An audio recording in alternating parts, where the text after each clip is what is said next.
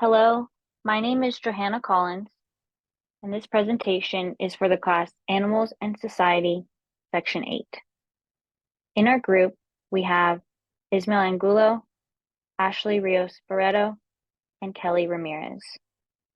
Today, we are going to be discussing why steroids and hormones should be used in food animals.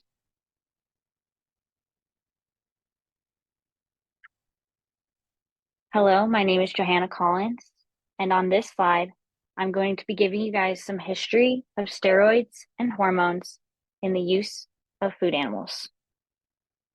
The Food and Drug Administration, also known as the FDA, have been approving steroid and hormone drugs for the use in various animals since the 1950s. Some of these drugs include natural estrogen, progesterone, testosterone, and more. According to the FDA, these drugs are only approved if the food from the animal is safe for human consumption, as well as doesn't harm the animal or the environment. Some drugs have been banned as they have presented potential health risks, as the FDA's mission is to ensure all drugs being issued are safe and beneficial. Examples of all of the ways the FDA operate will be discussed later on, but steroids and hormones have been used on food animals for years, so we would discuss the pros and cons of the use of these drugs.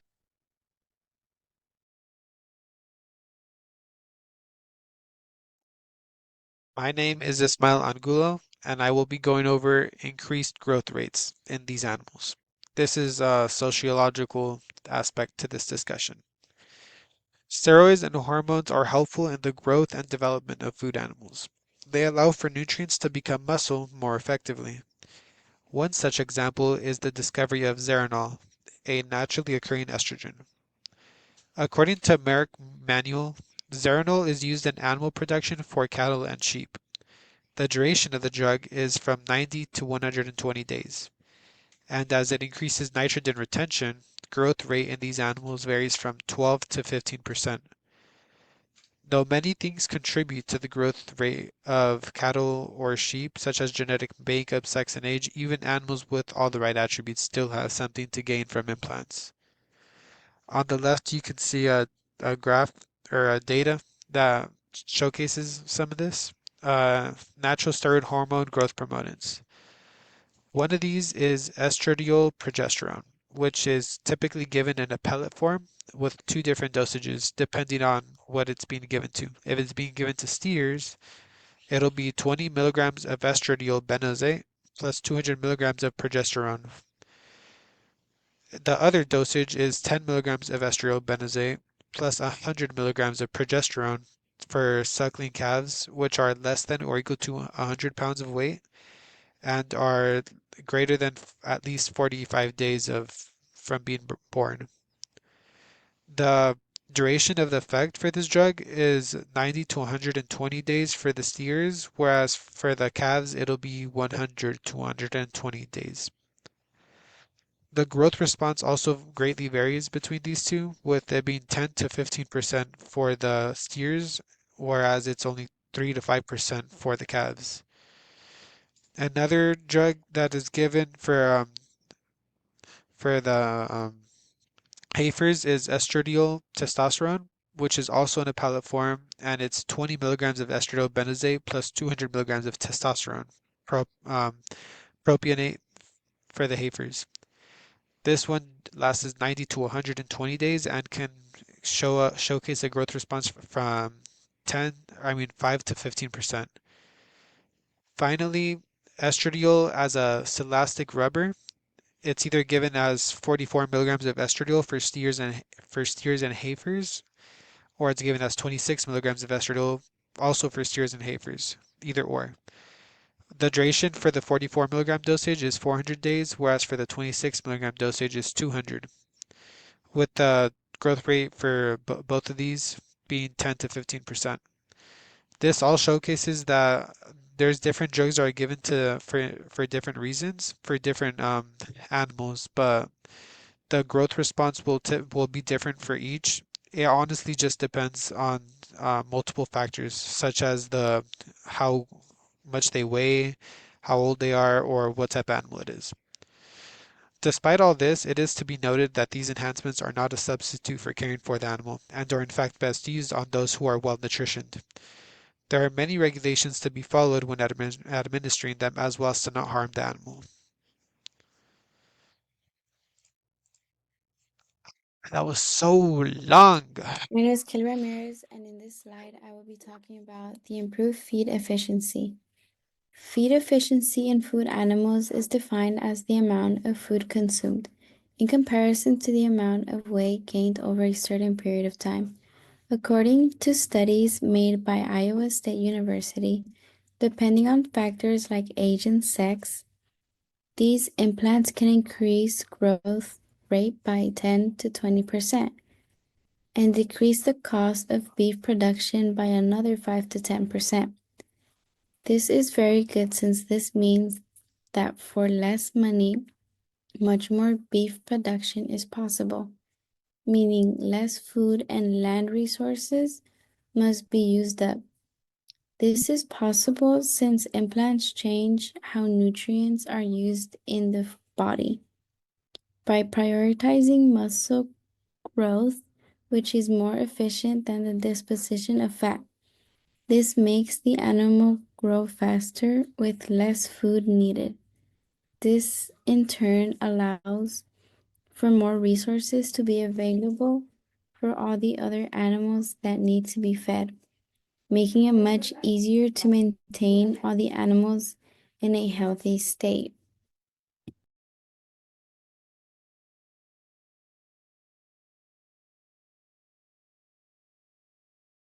My name is Ismael Angulo, and I will be going over better meat quality. This is a sociological aspect to the discussion, and aside from the higher efficiency and cost effectiveness of using growth promotants, there's also much to gain from the consumer. Iowa State University discovered that consumers benefit as for the same weight of meat, cattle will be leaner and will be less calorie dense than non-implanted beef. This means that aside from being amazing for increasing a farmer's production, it makes the meat healthier for consumption as it will generally have less fats in it, as well as calories, but still having more protein to offer.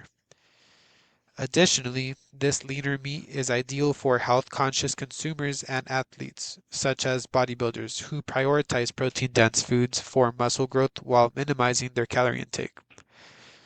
This additional benefit shows how the use of growth promoters caters not only to the industrial needs, but also the consumer's needs and their health, which makes it a win-win for everybody, for both sides. This is an image of typical beef packaging, with this being extra lean ground beef. Papa Kelly Ramirez. My name is Kelly Ramirez, and for this slide, I will be talking about economic benefits. There has been evidence that supports the usage of hormones in food animals. These hormones have helped the growth of food animals. For example, recombinant bovine somatotropin. This hormone is used to increase milk yield in dairy cattle. This hormone does nothing to humans and is safe for consumption. Hormones can help the production of animals like milk, meat, etc. This would help the process of animal growing, and consumers wouldn't have to wait as long as it takes for a baby calf to be fully grown. These hormones have helped with the high demand that consumers are having these days. With these hormones, production can keep up with these demands and bring in more money to the company.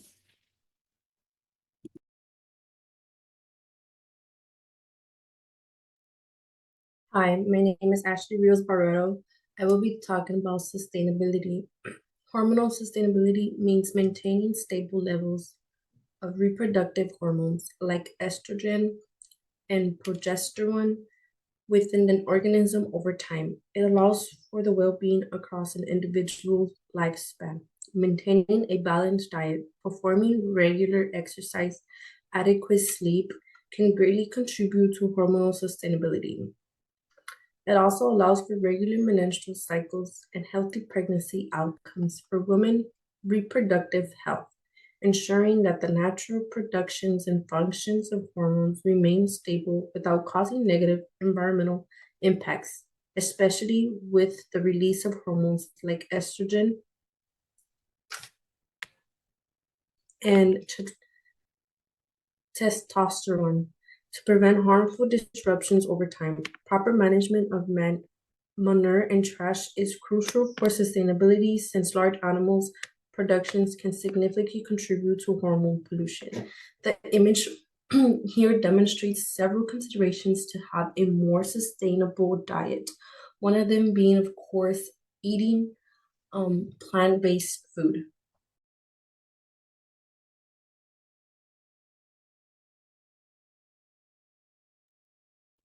My name is Johanna Collins, and for this slide, I'm going to be discussing food security, which is the topic of ethical discussion. Food security has been one of the most concerning aspects of human life since the early beginnings of human civilization. Agriculture and animal husbandry have been leading methods of attaining food security in history, with milk, meat, and eggs currently accounting for 13% of global energy, as well as 28% of protein consumed globally, with these numbers growing to 20% and 48% respectively in developed countries. As shown in previous slides, steroids and hormones have shown to be able to increase feed efficiency and growth rates with lower amount of resources being used in raising them. So there is really no reason to not use these growth promotants, since they directly allow for us to be able to relieve the pressure of the global food system. This is especially true for less developed countries that are subject to much more demand for food, leading to much of the population to be underfed.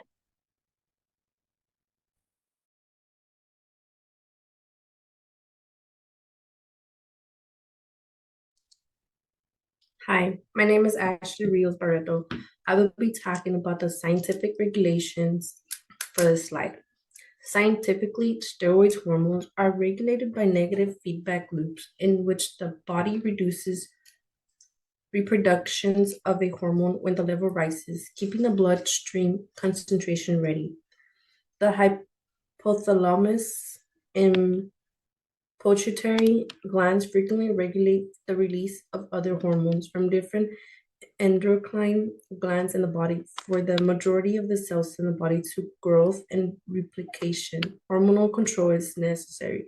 The anterior sections of the pituitary gland produces growth hormone, which speeds up the synthesis of protein in skeletal muscles and bones. Hormones control homeostasis and improve vital characteristics of cattle, such as health, growth, and development, fertility, and ability to produce meat and milk products.